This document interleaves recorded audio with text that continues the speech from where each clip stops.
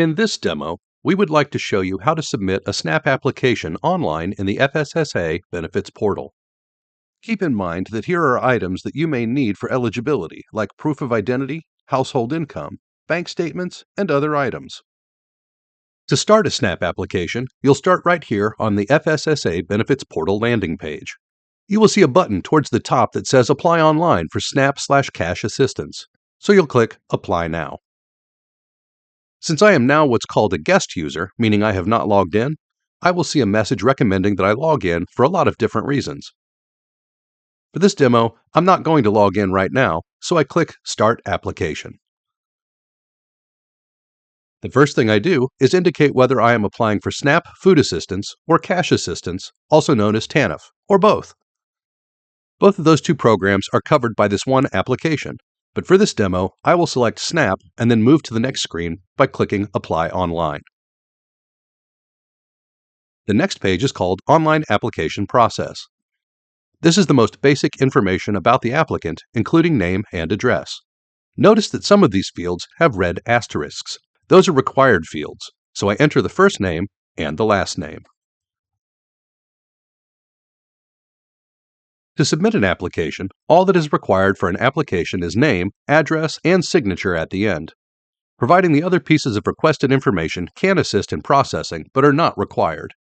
In fact, to save time and effort, you need not fill out any more information than the few required fields. For the purpose of this demonstration, I will be providing answers to additional questions, so I'll enter date of birth and gender. Towards the bottom of the screen, I have the address fields. I will fill those out also, as those are required, and then I'll be ready to click Next to go to the next screen. The next screen is information to get you started. This screen displays your rights and responsibilities as an applicant for SNAP and/or cash assistance. There is scrollable text here, as you can see, but you could also potentially print out a PDF version of the rights and responsibilities by clicking on that link. After reading the rights and responsibilities, I check the box to say that I have read the rights and responsibilities, and click Next. The next screen is called About the Applicant. First of all, they ask if you are completing this application on behalf of someone else, or if you are filling it out for yourself and your family. I'm filling out this application for myself, but if I am completing the application on behalf of someone else, several more fields will appear on the screen. For initial contact person information, and again, if I am filling this out on behalf of someone else, that would be me. But for this exercise, I'm going to say no. I'm not completing this on behalf of someone else. Let's look at some of the other fields on this screen. You can enter number of family members there will be as part of this application. For example, will it include spouse or children? They ask about mailing address, and if you're already receiving assistance, they'd like you to enter your case number. Remember, though, that none of this additional information is required. I'm going to go ahead and click Next. The next screen is How can we reach you? I need to enter a phone number. They're also asking here about whether I want to receive automated calls. These would be calls to remind you if you have an appointment coming up, or if any supporting documentation that has been requested of you is coming due. So again, I can answer here yes or no. If you do not select yes here, you will not receive reminder calls. I'm going to click Next and get to the additional information screen. You are required to enter your preference for the interview appointment at an office or by phone, so I will select my preferred option. There are also questions about language assistance and interpreter services. If you enter yes for that, you are required to enter the language which you need the services for. I will simply put no for now.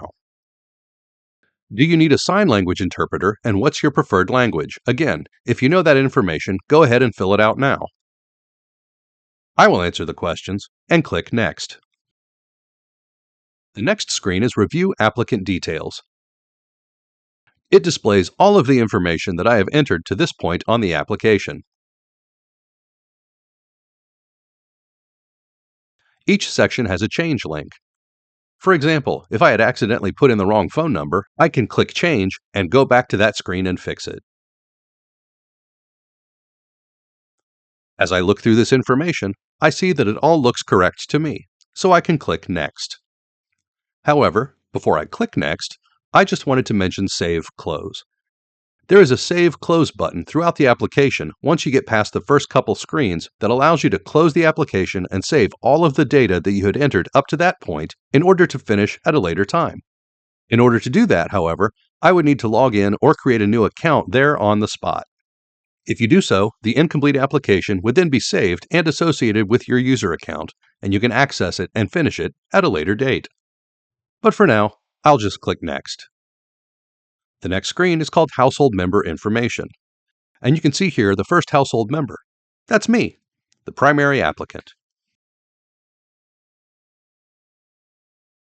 You can see that it did fill in a lot of the information again that I had entered previously, although there are a few more fields here that you are encouraged to fill out, like citizenship, ethnicity, and race. Again, these are not required fields and can be skipped. When I click Next, I am asked if there are more household members. For this demo, I will add one additional member. So I'll say yes, I do want to add more household members.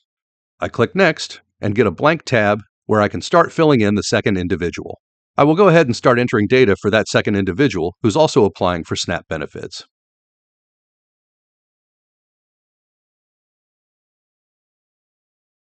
Name, date of birth, gender, social security number. When I click Next, I'm asked if there are more household members.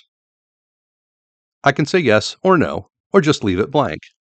If I leave the household members question blank here, it assumes there are no more household members. When I click Next, I'm asked how the two household members are related.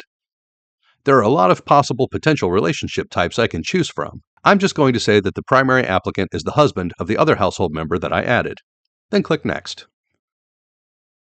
The next screen talks about Expedited SNAP service. If you meet certain conditions, you may be eligible for expedited processing, which means a decision on your application must be made within 7 days. You are strongly encouraged to answer these questions to determine if you are eligible for expedited processing, but it is not required to do so. You can see what kind of questions there are here about how much you spend on various household-related necessities or migrant worker information. I'll click Next. If I had not answered all the Expedited SNAP questions, the next screen reminds me that I need to do so to be considered for Expedited SNAP. For this demo, I'll just click Next to continue. Final Household Member Information Summary is next. This screen allows you to review the entire application. Again, each of these sections has a change link to allow you to go back if you realize that some of the information is not correct. Just a reminder that the only fields required for an application are name, address, and signature. These additional fields are not required. I'm going to go ahead and click Next. We're almost done. The next screen asks whether you would like to have an authorized representative form mailed to you. For eligibility to recognize another person who can apply and/or act ongoing on your behalf, they need to be set up as an authorized representative. And there's a form you need to fill out for that. You can do that via a paper form, or you can also do that online in the benefits portal. But here, they're asking if you would like a form mailed to you. They also ask whether you'd like a voter registration form to be mailed to you. I'm going to go ahead for now and click Next, and I get to the final Sign and Submit Your Application screen. Okay, there's a lot of important information here that you need to read. You are attesting to the accuracy of all the data that you entered in the online form. Clicking the Sign and Submit button is considered your electronic signature, so I'm going to go ahead and click Sign and Submit, and that takes me to the confirmation page confirming that my application for benefits has been received. You might want to take note of this number. This is your application number. It may be useful later for reference. Also on the screen, you can print out an authorized representative form instead of having one mailed to you that the previous screen had. Also, there's a button to start an online authorized representative request. I'll go ahead and click Home. When you click Home, you'll see an optional survey. These questions are just to get a better idea about the people who are applying for SNAP benefits. It's like it says, an optional survey. You can go through and answer the questions, or just click Home at the bottom.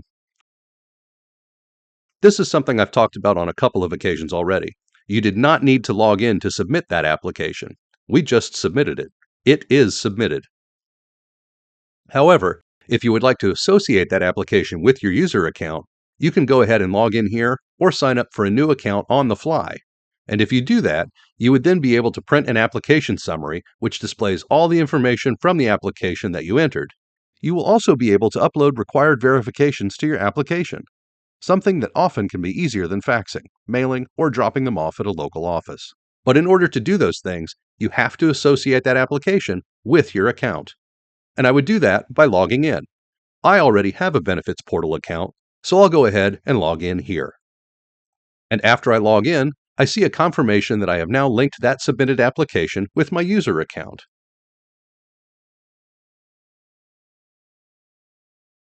And when I then go back to my home page, I will see a record of that submitted application, along with a link for printing an application summary and uploading documents. A last thing I'd like to mention is that if you have a Benefits Portal account, you may already be logged in before starting an online application. Since I'm already logged in, I can see at the very top of the homepage a link that allows me to apply for SNAP and/or cash assistance. I would click that link to begin. Thank you for watching this demo.